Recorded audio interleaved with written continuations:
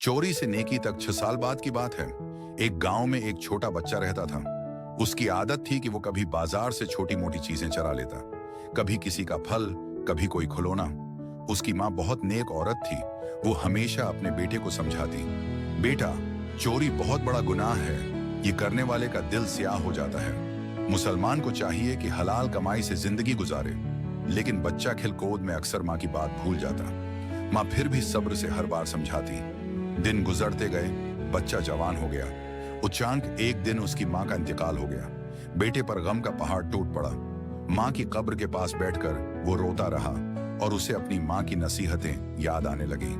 दिल में अहद किया, मैं आज के बाद कभी गुनाह नहीं करूंगा, बल्कि नेक इंसान बनूंगा, ताकि मेरी माँ को मुझ पर फख्र हो।